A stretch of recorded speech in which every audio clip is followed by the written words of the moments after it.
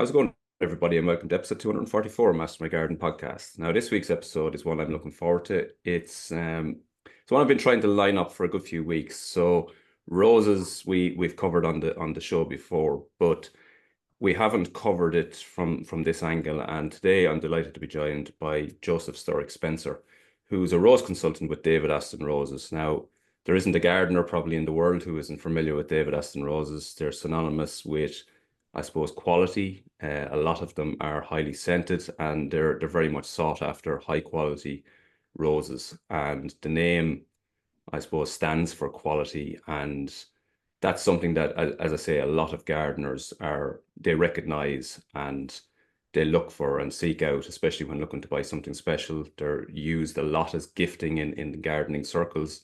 And yeah, as I say, synonymous with quality. So I'm delighted to be joined by Joe Sturrock, who's the rose consultant with them. And Joe, you're very welcome to Master My Garden podcast. Thank you. Thank you. So yeah, David Aston Roses, one of the most recognizable names within gardening, I would say, worldwide. You know, US gardeners, of which I have a lot listening to the podcast, they always talk about them. Obviously, UK, you know, you guys are over there. It's your home. And in Ireland here as well, you know, well known, well respected. So tell us a little bit about the history of David Aston Roses. I know you're in business since 1961, so it's a lot of years of expertise built up, I guess. That's very correct. Yeah. So David Austin was born in 1920s, 1926, and he was very interested in gardening from a young age. His grandmother, who's has a large Queen Anne house based in Shropshire, and he was often said that his grandmother gave him a bit of land when he was a very young boy to start growing his first fruit and veg, and you've got interest in gardening from a very, very young age. And then on his 21st birthday, his sister gave him a book on old garden roses. And that kind of cemented his interest in the roses in general. He was already interested in plant breeding through his father, a friend of his father's who bred lupins. Mm-hmm. And when he had the book in for his 21st birthday, it really kind of cemented his passion for roses. So just after the war, he bought his first rose, one called Stanwell Perpetual, which is a beautiful Scottish rose. Okay. It has the with beautiful kind of pink old rose bloom. It has the benefit of repeat flowering. A lot of the Scottish roses only flowered once.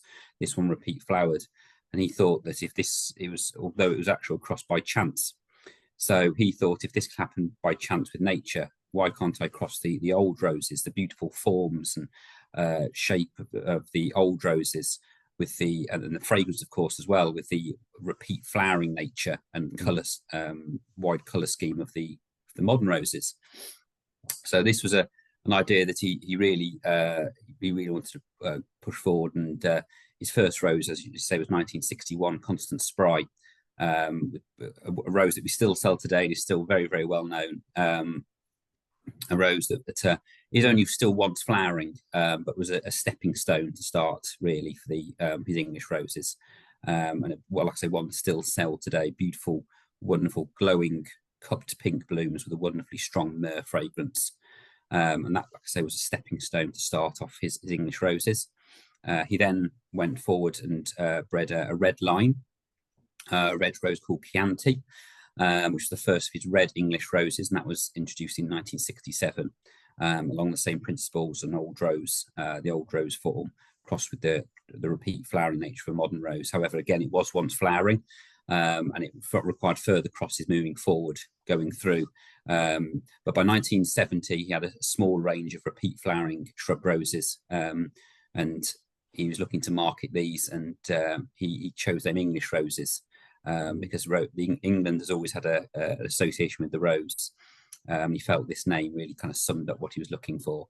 And the actual business, David Austin Roses, started in 1970 on the family farm, and it's still going today, 60 years on. It's stood the test of time. Initially, his roses weren't very popular. There was very much of a mindset with these roses. Lots of people back then in the late 60s, early 70s, it was very much the floribuds and hybrid teas with their bright colours, their repeat flowering nature that were very, very popular. So in the early stages, the English roses actually weren't very popular, really. They weren't really sought after, and a lot of it was down to Mr. Austen's good friend Graham Stuart Thomas, who actually sold the roses through his nursery. And then come the mid-80s, there were 3 roses in particular at the Chelsea Flower Show: Mary Rose, Graham Thomas, and Heritage were the 3 roses in 1983 that really pushed the English roses to the front of the public mind. And they became incredibly popular, and they've been popular ever since. So it was a long struggle for Mr. Austen, but he was very, very passionate about what he believed in, and he was very conscious that these roses were worth pursuing and were something different. And now they are the most, as you say, world renowned and known throughout the world for not just the flower form, but also things like health and repeat flowering, and also fragrance as well. Yeah, for sure. It's a long road, all right, when you start something like that. But it is. and you do need to have faith in what you're doing. And I guess that initial thing is, getting trust, as you say. And I guess a number of years later, so I suppose 10, 15 years ago, roses started to, or maybe even a little bit longer, started to get the name of being troublesome in terms of disease. And I know a lot of breeders had to work really, really hard during that period to, I suppose, shed that belief that it was almost impossible to grow roses in certain parts. And I guess you guys would have been no different in terms of breeding for disease resistance and that type of thing. So that would have been a second, I guess, challenge, albeit a good bit later. So maybe tell us a little bit about that, and then we'll start to talk about the range as it is today.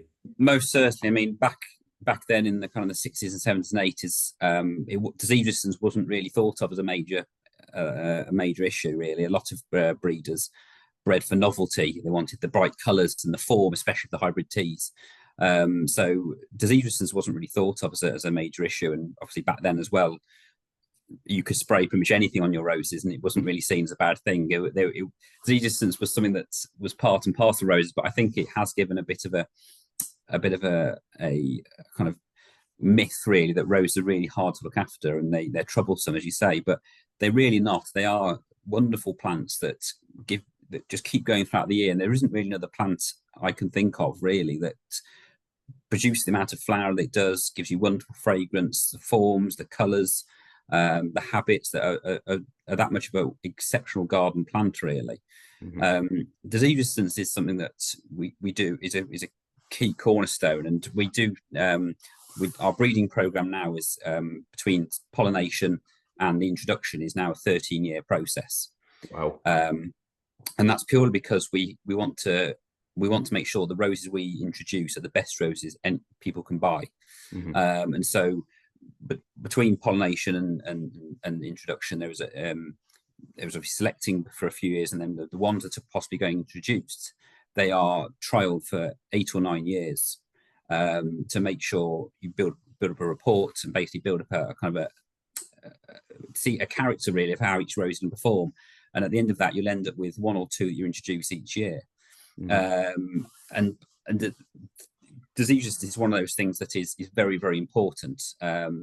Through these trials, you build a picture of the roses that do really well, and the roses that stand up, particularly with the changing climate as it's been, to difficult weather conditions.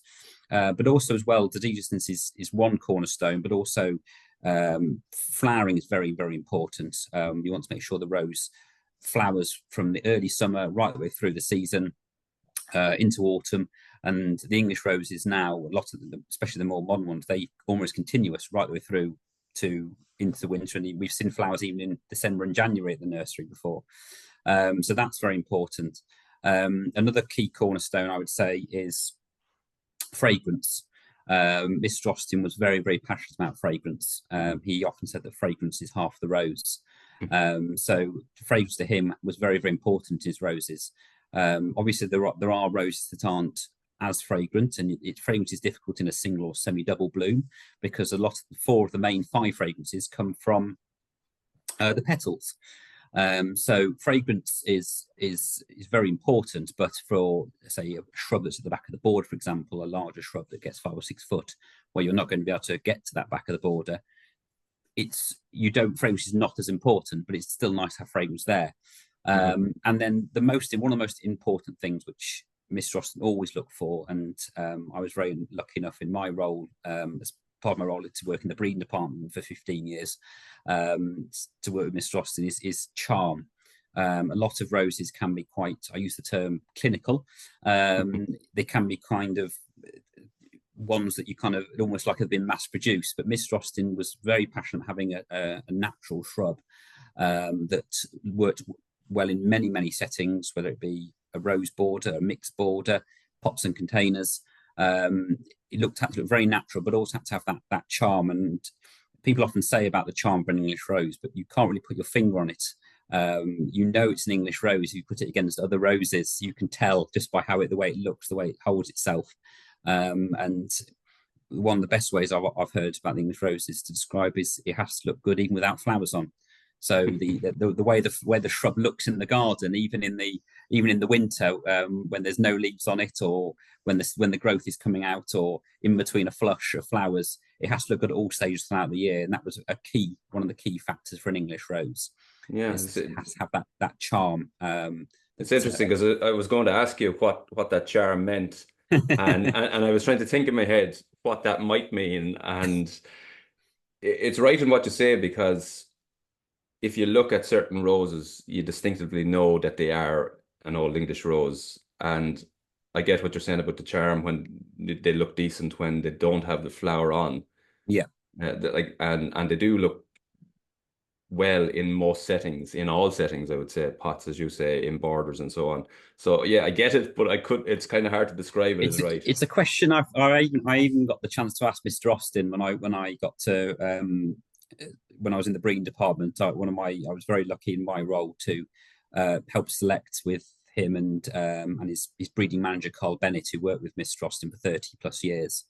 And I've asked them both over the time when I was there, how can you describe charm? And Mr. Austin himself said you can't really put your finger on it. You know it's there, which is one of the difficulties with selecting roses. The amount of roses you have to select. You're picking in the end you're picking the ones that you can see in that garden situation, but also it has to be the quintessential English rose. And I think it's difficult a lot of people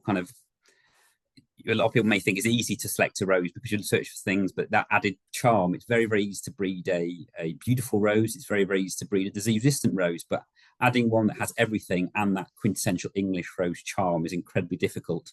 And so that 13-year process between pollination and introduction is very important, because you find from the ones that the closest introduction that they have characters almost.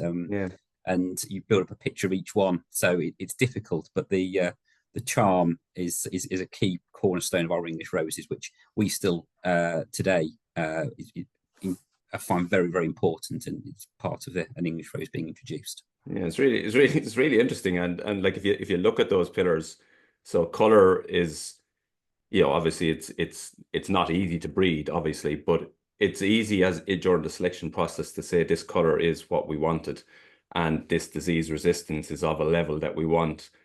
But how exactly do you, because there isn't a measurement that you can measure against in charm. So no. Whose job does that fall to? Does that fall to? It's difficult. I mean, like I say, Carl Bennett is the breeding manager. He selects through each stage, but when you're getting through to the 150 to 200 that are closest being introduced, for each year, it would be David Jr., Mr. Austin's son. He goes through almost daily in the summer, going through, making notes on each variety and building, like I say, build up a picture. And like I say, you can't measure charm. It's not something that you can put on a scale.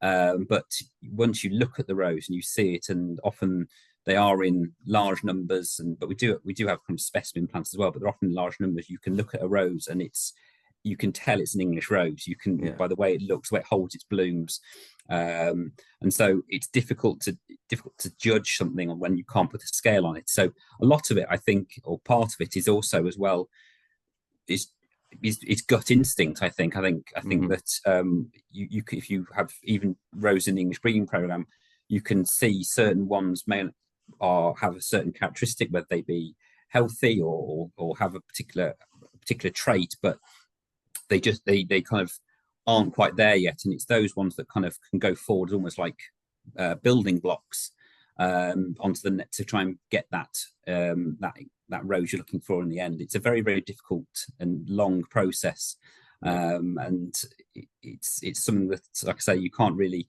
You have to. I was very lucky enough to learn from the man himself, to kind of follow in his footsteps, and also following Carl's footsteps, and watch what they did and how they picked out the roses. And you kind of it's almost instinct. And you think, actually, yes, I think that's got something. Yeah. But it's difficult. Like I say, it's not a scale. You can't judge it on a Yeah, scale. yeah. It's not like, yeah, there isn't a scale that you can measure it off. So it No, is. no. Yeah, it's a good instinct that it's like thinking about it from your perspective. There's probably only a limited number of people that can know it or can understand it. So it's It's yeah. very, like I say, it's very few, and it's it you. But like once you kind of see it and kind of like I say, David Junior has will choose, and he's still got that core vision of Miss Jostins back from the 1960s Mhm. of a healthy repeat flowering old English rose. So the actual key cornerstone pillars of an English rose that Miss Jostin first set out in his vision are still very, very important even today, Mhm. and they will always be part of one English rose. Yeah. It's very, very important to us as a company to make sure that vision that Mr. Austin had just carries on, his legacy carries on. Yeah, it's amazing, amazing. You mentioned that I think the figure you mentioned was 2 to 3 new varieties per year. Did I hear that right? Yes, well, So it varies, but this year we've had one, and last year we had two. The year before we had two. So it usually tends to be 1 to 2 varieties per year now. per year. So at this stage, then, what level are you up to? So you started off when the nursery officially opened in 1970. I think it was 6 varieties. You said, was it at that stage or thereabouts? There was a small collection in 1970, but in total, Mr. Austin's lifetime introduced 230 English roses. So he built up the wonderful collections. Like I said, a lot of them now, the older ones, we don't stock anymore. They've kind of long been superseded by better and more healthier and repeat flowering varieties, but still very much an important part of the English rose history, Yeah. and kind of almost paved the way for the new roses coming through. Yeah. But it's 1 to 2 introductions per year. So like I say, when we pollinate roses, you're looking, you do roughly 30,000 hand crosses a year, which will give you an estimated 250 to 300,000 seeds, all of which are hand collected, hand counted, hand sown. Germination rate depends on the year, on the year, but you're looking roughly for roughly kind of 60,000 garden rose seedlings germinate, and 40,000 cut rose seedlings germinate. So from them 60,000 garden roses, the first selection to the first stage will be roughly 10,000 plants. So 50,000 will be discarded right at the very start. And like I said, when you're first selecting that stage, you're selecting purely on flower. You can't select in a greenhouse for things like health or growth or disease resistance or fragrance. So it's purely going on that. The flower has something that could be a future English rose. They'll be budded outside in plants, in eight plants, and then from those 10,000, you'd select 1,000 of those to go on to the next stage. So each time you're whittling down the numbers to try and get the best of the best. From those 1,000, they'll be budded to 30 plants, and from those 1,000, you'll whittle that down to roughly 150 to 200 plants, or 200 varieties. and those are the ones that's closest to introduction. And then that starts the process then of 8 or 9 years of trials, building a picture over those years of how they perform. Again, looking at the flower has to kind of stand, kind of be an English rose flower, have that charm. But then by that point, you're looking for things like disease resistance. Does it stand up well? Is it a healthy variety? You're looking at fragrance. Fragrance is key because outside, a lot of factors can affect fragrance. So making sure it has a good fragrance, or the fragrance is there throughout the bloom cycle. And then, like I say, one of the most important things is kind of the minute details by this stage. We're very lucky to breed roses in the UK climate. We have a different weather every single day almost, especially in the summer. One day it's raining, one day it's sunny. Hail, sleet, you name it, it's there. So one of the most important things we find now is, does it stand up to the British weather? You don't want a flower that's going to, in the rain, the petals are going to bald, not open, and the next day they're going to rot on the plant. So you're looking for blooms and petals that stand up really well to the weather and open in all weathers. And over these kind of 7 or 8 years, 7, 8, 9 years, you're building up a picture of each rose, almost seeing the character of the rose come alive almost. And at the end of that period, both Carl and David Austin Jr. will choose the kind of the 1 or 2 that will be introduced for that year. Yeah, it's an incredible process. And variety wise, now, are you looking at how many is in the collection at the moment that you guys are actively selling? I mean, in the collection we have the bare root roses. The bare roots, we have about 380, 390. Not all our varieties. We do have a lot of English roses, but we do sell a selection of floribunds and hybrid teas, and also we have climbers and ramblers as well. But we also have the potted roses as well. So the potted, there's roughly about 120 varieties there, and the majority of those are going to be English roses. But with the English roses now, like I say, we do still have a very good selection. The ones coming through now in recent years have been some of the best roses you can possibly buy. They're incredibly healthy. They very free flowering, wonderfully fragrant, and they work in such a variety of garden situations. You can plant them in a rose border, you can plant them in a mixed border, you can plant them in a pot or container.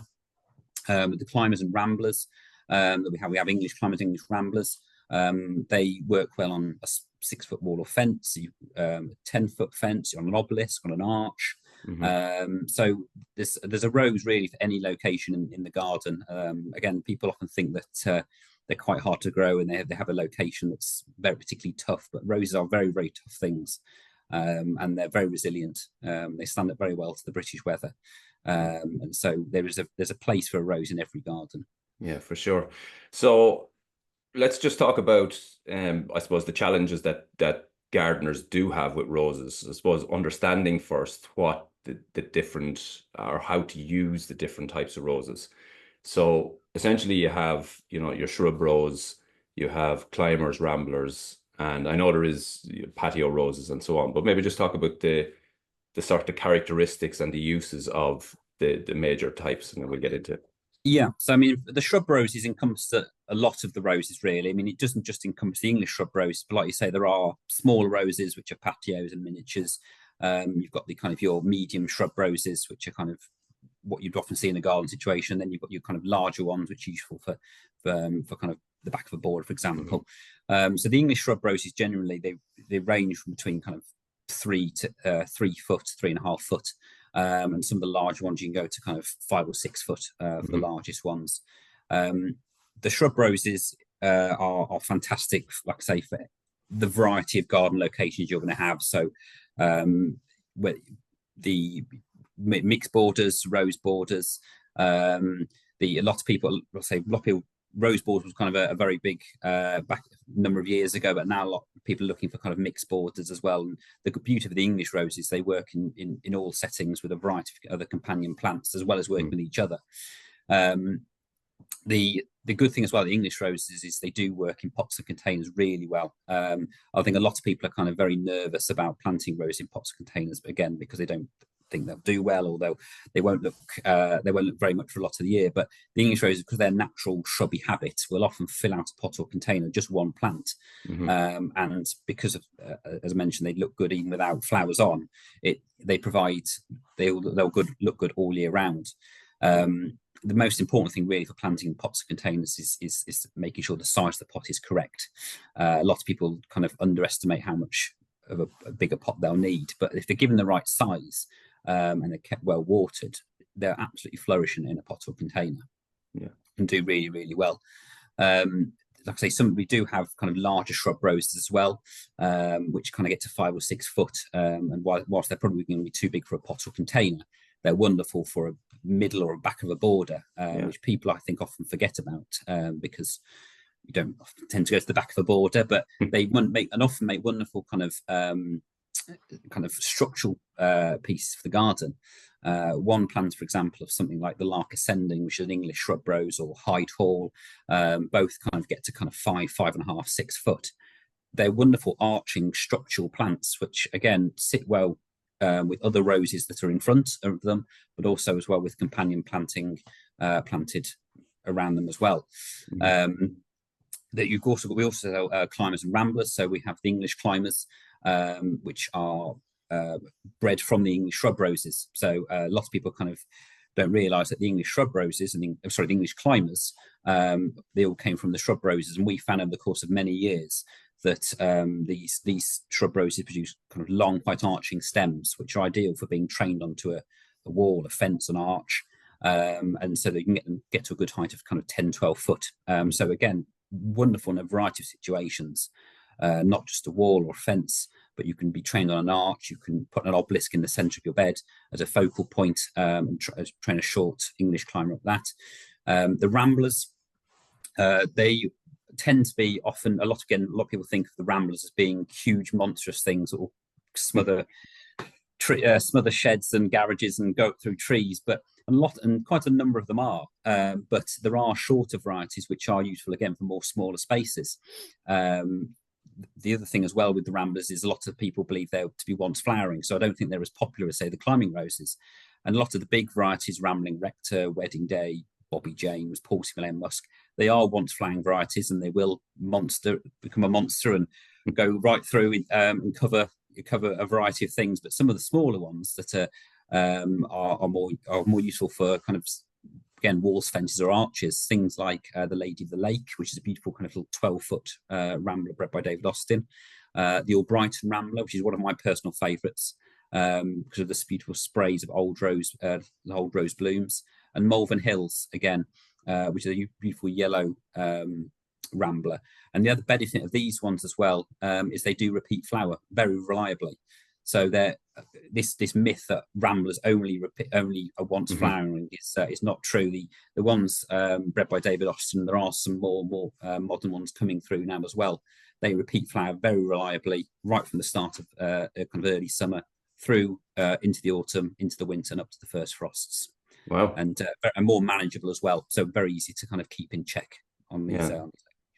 Yeah, some good varieties there. When it comes to the disease resistance, obviously a big thing then is building in this disease resistant in the modern breeding. So in terms of care at home, what do you guys need to spray anymore, or has it gone to a point where you're pretty much disease resistant on all your varieties, or what's the... So disease resistance is very important. We are a no spray nursery, so we do everything in the nursery with kind of environmental factors in mind. Roses, again, there's this myth that roses are kind of hard to look after and get disease at the earliest possible point, but that isn't true. Roses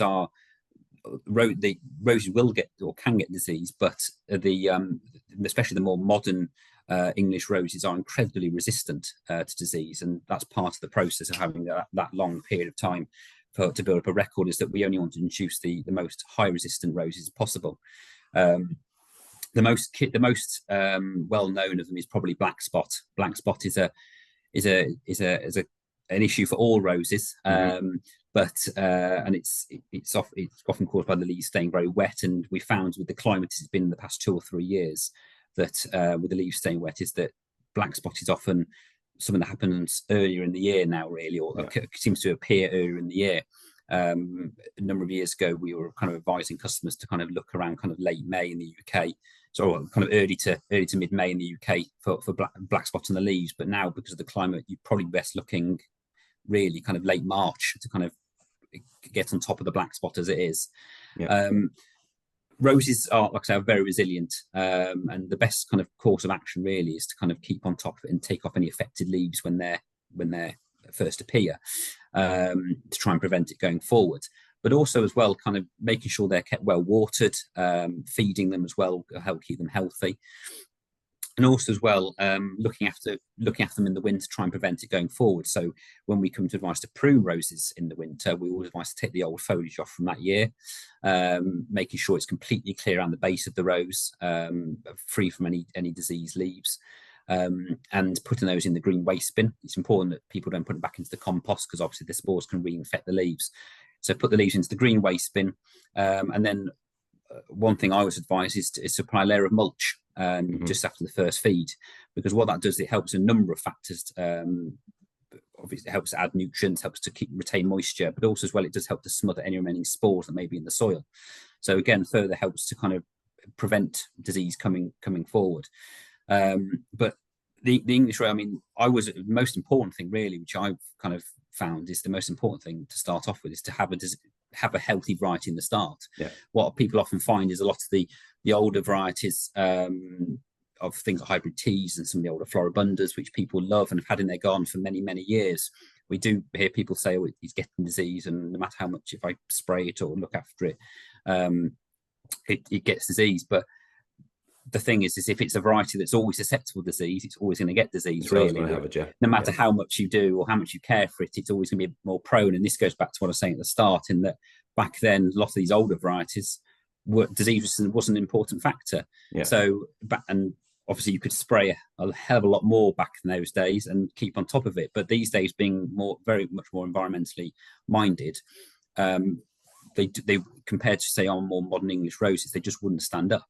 Yeah. To disease-wise, because, like I say, time has moved on, climate's moved on, it's definitely changed. The spores, black spot itself has kind of, the spores have kind of mutated and got more resistant to things like spray. So they found a way of almost kind of keeping going, and the older roses just don't stand up to it. Yeah, for sure. And keeping roses healthy, and well, keeping any plant. So if you have any plant that is anyway susceptible to any type of disease, keeping them healthy, keeping them vigorous, strengthening the plant is a really good starting point. And sometimes people forget about that. They, you know, a little bit like humans, they head to the chemist when there's something wrong, instead of taking that step back first and making sure the base is healthy, that you know, the plant has strong health generally, and then that tends to help a lot in terms of disease control. And seaweed is something that I would always recommend. I don't know if you guys use it, but it's something that's phenomenal for plant health generally. We do. Seaweed is one of those things that, again, not a lot of people know, but it's a wonderful thing. And we have a product called Maxi Crop, which we stock through us, and it's a seaweed fertilizer, and it's fantastic. You can use it every kind of 2 weeks, and it really helps to kind of give a boost to the root system.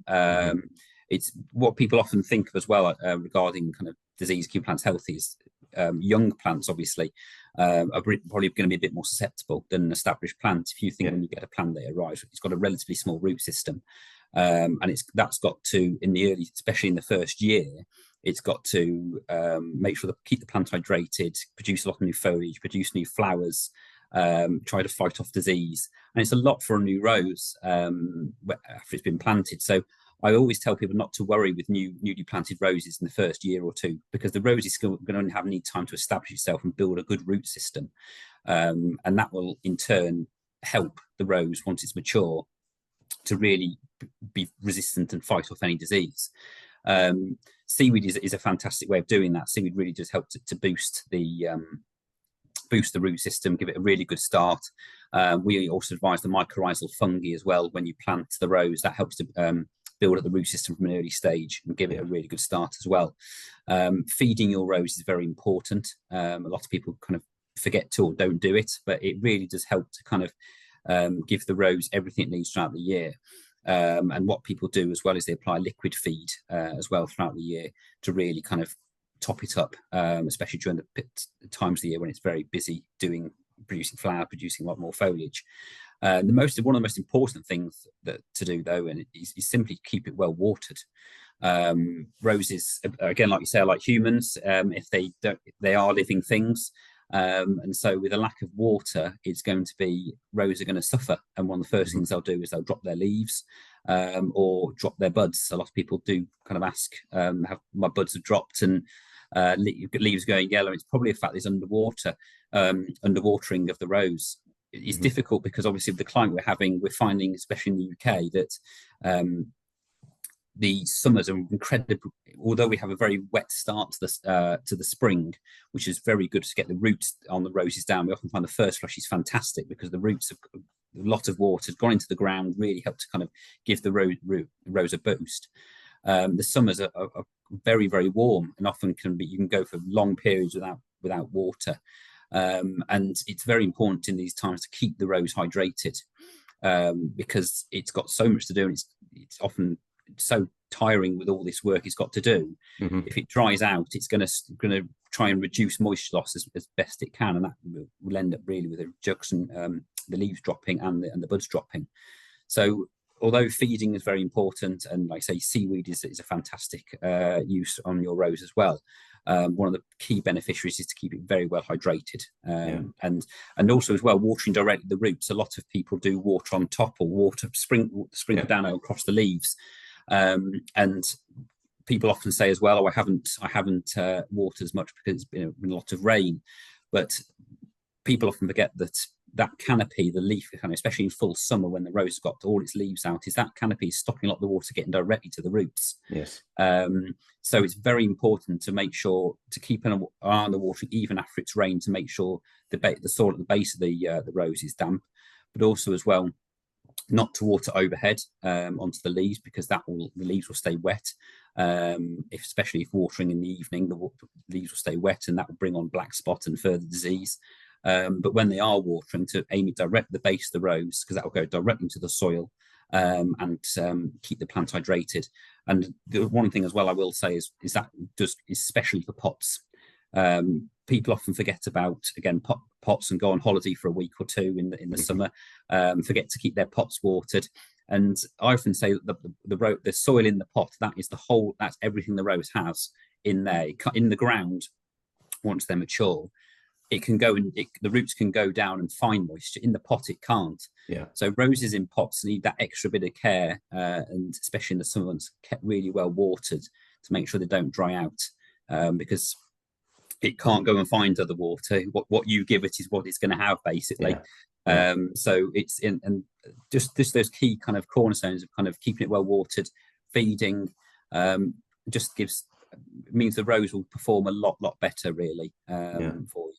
Yeah, for sure. It's funny. Watering is a strange one, because here in Ireland, and I'm sure you guys have been no different, I think in the last 12 months we've had like 6 of the 12 months were the wettest on record, and yet still, and this spring was no different. It was wet and cold, and yet still, when we come into summer, everywhere got very dry very quick, and has stayed that way even though we've had some rain. And it is confusing people, or it is tricking people into thinking that it's after being so wet that there's no way we need to water roses or any other plants for that matter. But actually, the top of the ground is really dry in a lot of places. It's a strange kind of and it seems to be the case for the last couple of years. It's really strange. And the one thing I say I always advise to make sure people check even after rain to make sure the ground has enough moisture in it.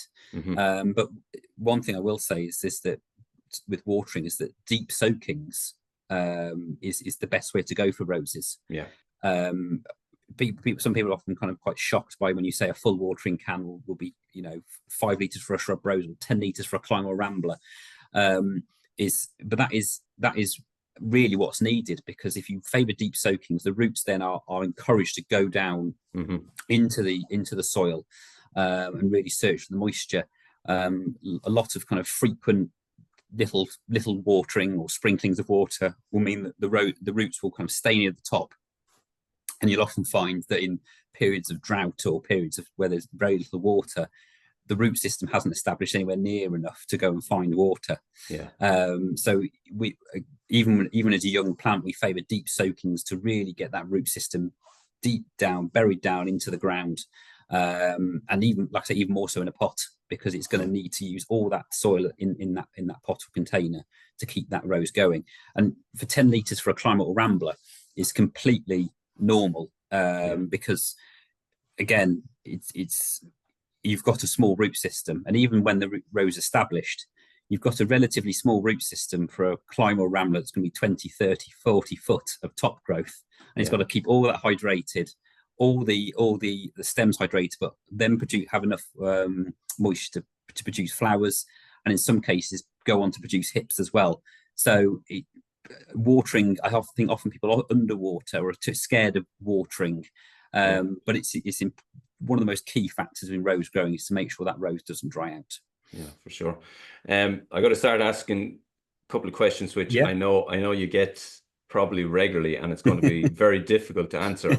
So within like, you have 300 odd roses now within the bare roots, and I think you said 150 or 200 in potted roses.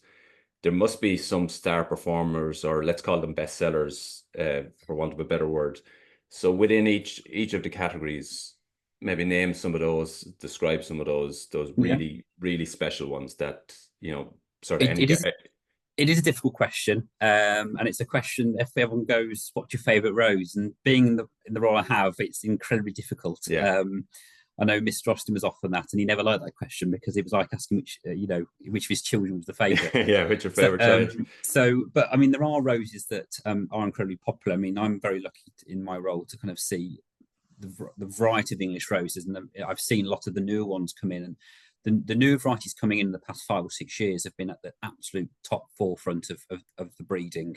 They encompass everything you could possibly want in an English rose. I mean, one of the ones that always stands out that people is popular is Desdemona. So Desdemona is a beautiful English shrub rose with kind of chalice cupped white blooms, the slight pinkish hues. It's very, very delicate, almost like china. It makes a very wonderful kind of rounded bushy shrub, about 3.5 foot tall and wide. It's incredibly healthy. It's very, very free flowering, and it's got a wonderful, strong old rose fragrance. And like I say, because of its habit, it works well in every possible part of the garden, in a pot container, in a mixed border, in a rose border. It's a wonderful variety, and it's one that I always tend to recommend to go for. Other ones which I mentioned, I mean, Livia Rose Austin is an incredible variety. It was named after Mr. Austin's granddaughter, so it had to be one of the best, really. It is a beautiful kind of large cupped rosette of mid pink. Gets to around the same size as Desdemona, 3.5 by 3.5 foot tall and wide. It is incredibly free flowering. It just keeps on going, and it starts quite early. You're looking probably kind of early. Well, this year in the gardens it was late May, but you're looking probably early to mid June, and it will just keep going through in flushes right through the summer and autumn and up to the first frosts. A wonderful variety, and one of the healthiest roses we've bred. One of my personal favourites, I have to say, is Emily Bronte. I think it's a beautiful variety, and it's quite unusual with its I call it antique colouring. It's a lovely soft apricot pink, but it's almost like it's come out of straight out of a Victorian garden. It's beautiful, and it actually fades to cream as the flowers age. It's one of the healthiest roses we've bred. It's wonderfully free flowering. And it's got a wonderful, strong tea and old rose fragrance. Wonderful rosette blooms, of pure old rosette blooms. Gets about 4 foot tall and wide, and we are actually trialing it in the gardens here as a short climber on a pillar, and we are having success with that. So it could make a really wonderful short climber as well. I have to mention some of the more modern ones, because I think they are, like I say, they are absolutely fantastic and at the forefront of the breeding. So one of the ones that I would always recommend is one called Elizabeth, which was introduced back in 2022. and it was named after the late Queen Elizabeth II. And it's, again, in the gardens here, we've been looking at this week, and it's absolutely wonderful. It makes a wonderfully bushy, quite large shrub. You're looking 4.5 foot tall and wide, but it does it very, very quickly. It's incredibly free flowering. There's flowers, but there's buds behind those, and there's buds behind those. It makes a wonderfully bushy shrub, large bushy shrub, so you can use it as almost like a single plant, make a wonderful specimen plant. It's got a wonderful, strong, sweet old rose fragrance. And like I say, one of the healthiest roses we've ever introduced, Elizabeth. Wow. So it's wonderful. And then one of my absolute favourites is this year's introduction, Emma Bridgewater. So Emma Bridgewater was released this year at Chelsea Flower Show, and it was, I think a lot of people thought it was just another pink rose, but really, when you see it up close, it is the most wonderful, and I use the word kaleidoscope of colour. And it starts off with a cherry tomato red bud. It opens to kind of a coral apricot pink with hints of yellow in there as well. And that's kind of intensifies, but as the flower ages, it goes to this wonderful kind of lilac mauve pink colour. And that's on the whole plant, is to get these different colour changes, absolutely wonderful. And it fits the name really well, because we have there's a wonderful Emma Bridgewater mug we released at that was released at the same time, and you could tell the rose on the mug fitted that bloom absolutely perfectly. It's also got wonderful kind of matte old rose foliage as well, which sets off the colours of those absolutely just perfectly. It gets about 4 foot tall and 4 foot wide. It repeat flowers very well, and it's got this wonderful kind of tea and fruity fragrance, which again some people find quite light, but we found it's actually kind of can be kind of medium or even just quite strong. So it's a wonderful new addition to the collection. I should also mention as well, because they're part of my favourites as well. I could go on for hours on the rose I love, but two of my favourites, which are slightly different in the flower form. One which is called Tottering by Gently, which I think the name is very popular because of the name alone. And it's a beautiful single yellow 5-petal bloom. Gets about 4 foot tall, 4 foot wide. It's upright in its growth. It's incredibly healthy. Again, I keep going about the health, but these roses that we're introducing now, the health-wise, is absolutely astounding, and it's wonderfully healthy. It repeats flowers very well indeed as well. Incredibly free flowering. I was lucky enough in my old role in the breeding department to see this rose, 200 plants of this, covered in bloom, and it was like thousands of butterflies had landed on this plant. It was absolutely incredible. It's incredibly free flowering, incredibly healthy, almost continuous, I would say, in its flowering. And also as well, it's one of the roses that if you don't deadhead, it does produce a wonderful crop of hips in the autumn, which is wonderful for autumnal interest. So people saying obviously roses only a short period of the year or not, you have got that wonderful winter interest as well. So from almost kind of early June through to the kind of Christmas, and then in January, February, when you're pruning, you've got that beautiful colour when the dark days are kind of cold and dark. It's lovely to see those orange little jewels on the plant. Another one as well is Kew Gardens, which I know is very well known. It's something a little different again. It's a single bloom, but they're held in very large heads, a bit like a hydrangea. It's very, very free flowering, again, almost continuous. It's incredibly healthy. Both the Tottering by Gently and the Kew Gardens actually have quite kind of light to medium fragrances, and again, but they work so well with other garden plants, other roses as well, that you're going to get fragrance in your border, from nearby as well. So the kind of light fragrance is nothing I wouldn't worry about. But Kew Gardens looks absolutely wonderful, makes a wonderful hedge. Also as well, it's almost thornless as well. So if you're looking for a variety that's not too many thorns, because again, roses, people seem to like them without the thorns. They're a bit easier to kind of handle.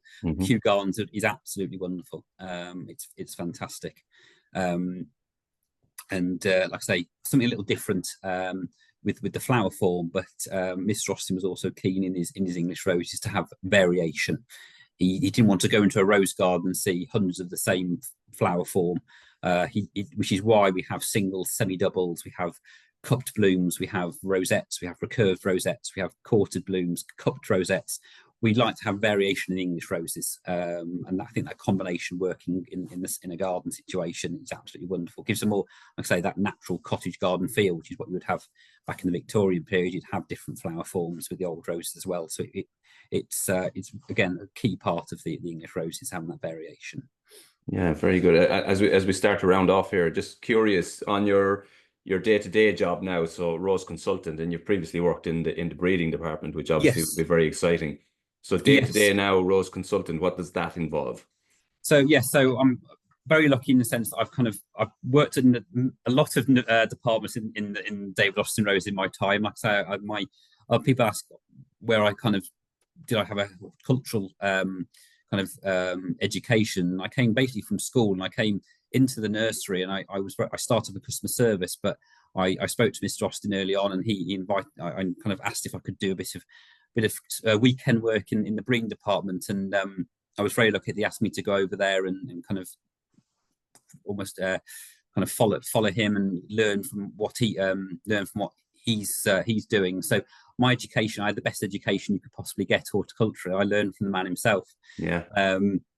But my knowledge in the breeding department has really helped. I found roses a fascinating subject, and now I went back into customer service for a while, just after COVID.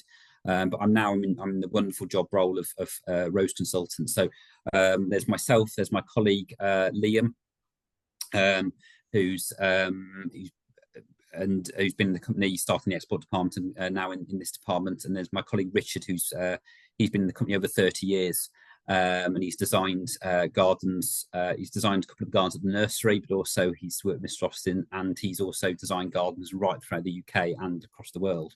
So I'm very, very lucky in my role to work with two mentors in this role, Liam and Richard, who are fantastic and incredibly knowledgeable in their job.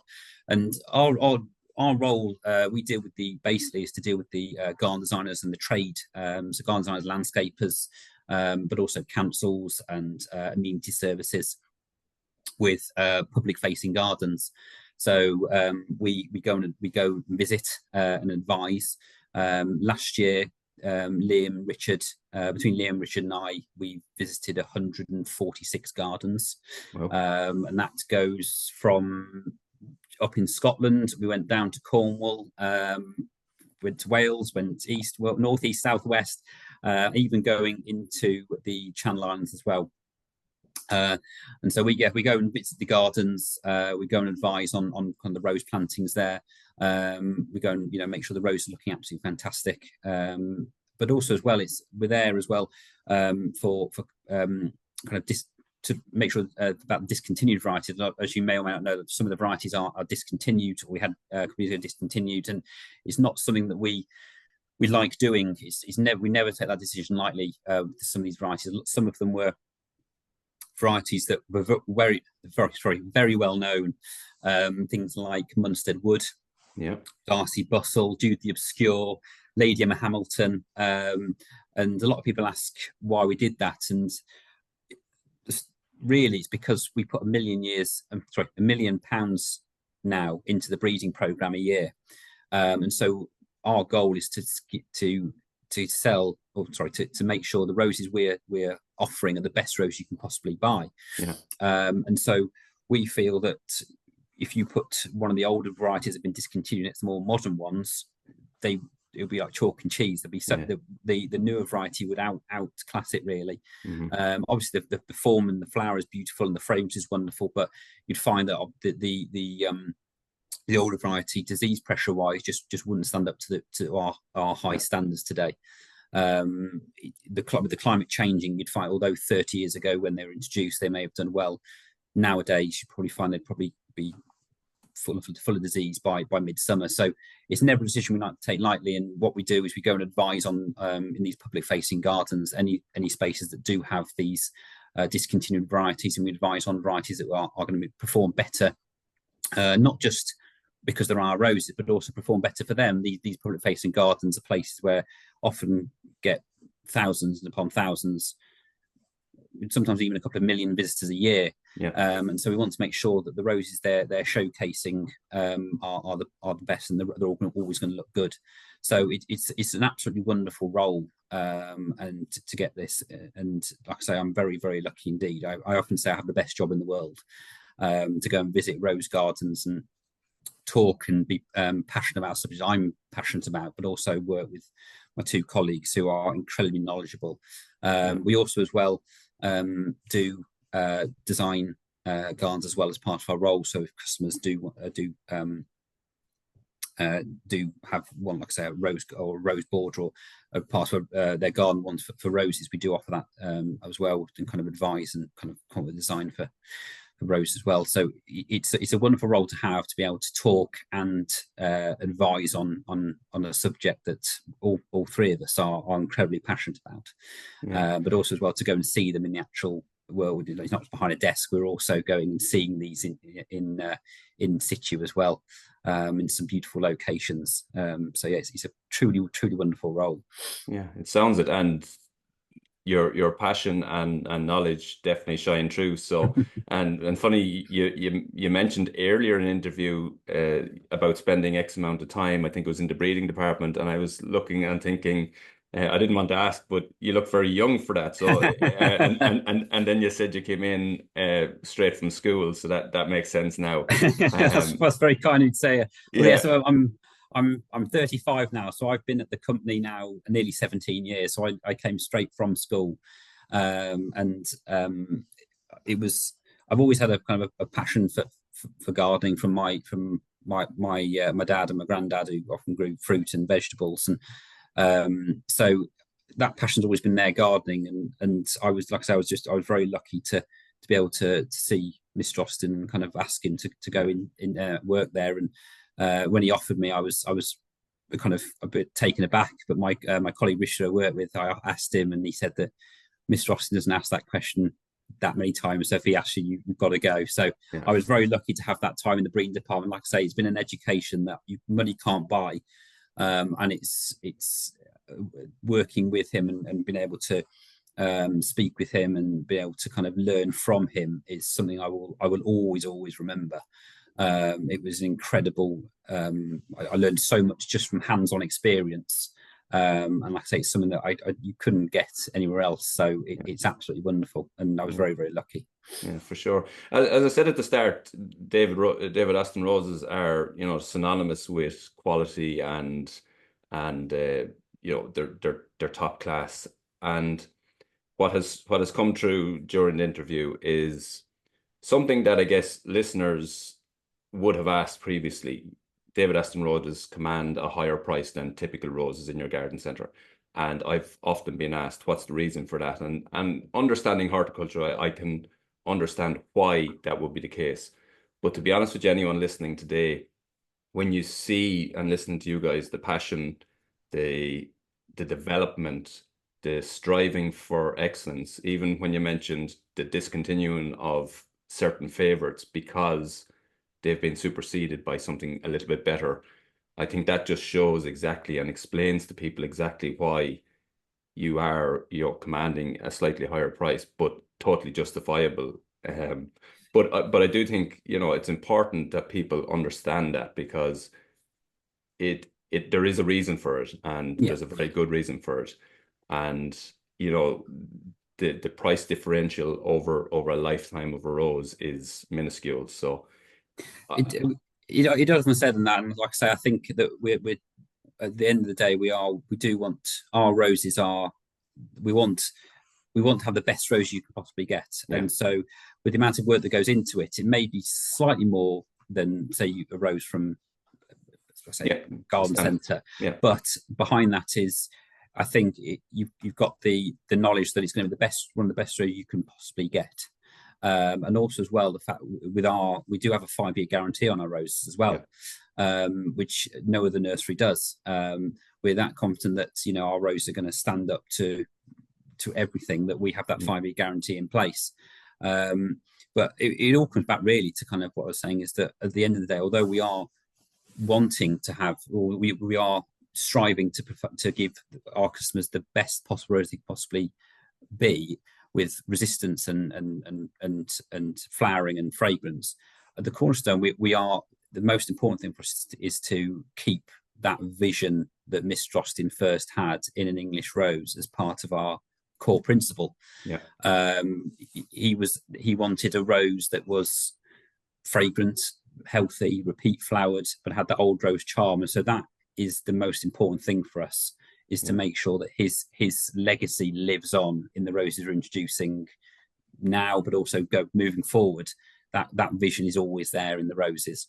And I think it's important because, like I say, you can get sometimes forget that, and it's like I say, it's easy to breed. It's easy to breed a fragrant, easy to breed just a rose without the charm. But our roses at the end have to have everything in that.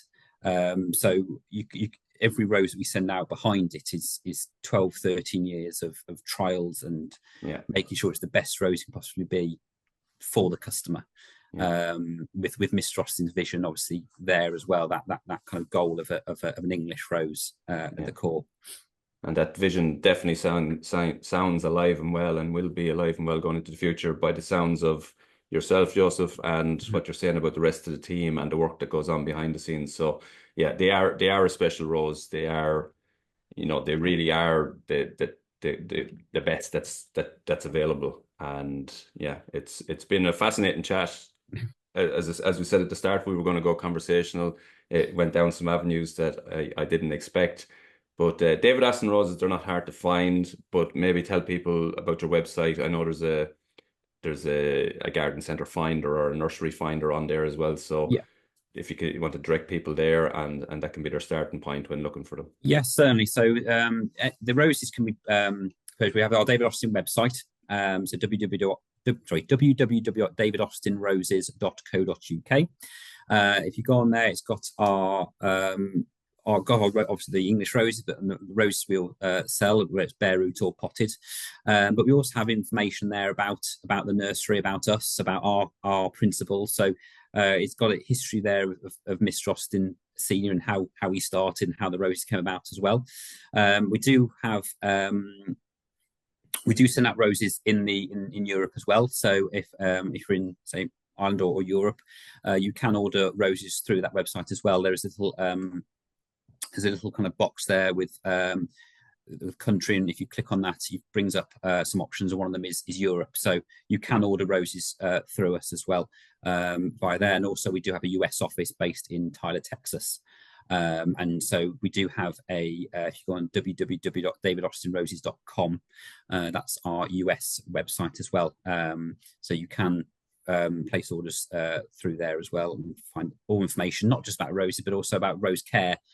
So all guides on planting, guides on how to look after your roses, inspiration, how to use it with companion planting, different ways roses can be used, but also as well information about David Austin Roses as a company as well. So there's everything you could possibly need on the basics of growing roses, but also as well on all aspects of how to look after them, how to, which even how to, you need to narrow it down by different factors. So if you're looking for a certain rose for a certain location, you can there's a rose finder on there. You can whittle down your choices to it's a very extensive difficult choice often. So the rose finder is very useful for kind of narrowing down your search. If you have a specific location, whether it be a pot, or I need a rose for growing up a 6-foot fence, but I want it to be this certain color, the rose finder on there is fantastic for kind of helping to narrow down choices.